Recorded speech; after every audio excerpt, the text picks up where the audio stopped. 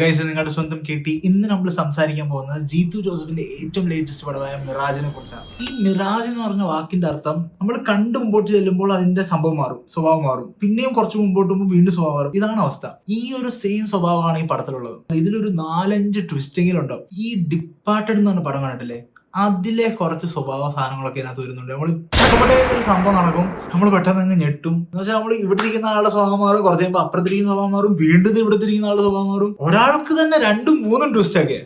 അത് കണ്ടിരിക്കാൻ നല്ല രസമായിരുന്നു. ഇതിൽ കുറച്ച് VFX ഉണ്ട്. ഈ VFXന്റെ ക്വാളിറ്റി കൊണ്ട് കഥ മനസ്സിലാവുന്നുണ്ടോ അവിടെ സ്റ്റോപ്പ് അടിച്ചവര്. മാത്രമല്ല ഇതിൽ കുറച്ച് നല്ല ടെക്നിക്സ് ഒക്കെ ഉണ്ട്. ക്യാമറ വരുന്നു, കാറിനകത്തോട്ട് കയറുന്നു, കാറിനകത്ത് നിന്ന് പുറത്തോട്ട് ഇറങ്ങുന്നു. എനിക്ക് പേഴ്സണലായിട്ട് ഒരു സ്ഥലത്ത് ഫുൾ സ്റ്റോപ്പ് അടിച്ചാൽ മതിയായിരുന്നു തോന്നിയിട്ടുണ്ട്. പക്ഷെ അത് ആ കഥ അവർക്ക് ഒരു ഫുൾ സ്റ്റോപ്പ് കൊണ്ടുവരാൻ കുറച്ചും കൂടെ പറയേണ്ടി വന്നു. കംപ്ലീഷൻ എത്തിച്ചിട്ടാണ് അവർ പിന്നെ ജീത്തു ജോസഫ് എന്നുള്ള ഒരു ടൈറ്റിൽ കാണിച്ച് അവർ നിർത്തിയത്. ആ ട്വിസ്റ്റ് കാണിച്ച സമയത്ത് അവർ കട്ട് ചെയ്തിരുന്ന ഈ മോനെ പടത്തിന്റെ മൂടങ്ങ് മാറിയാന്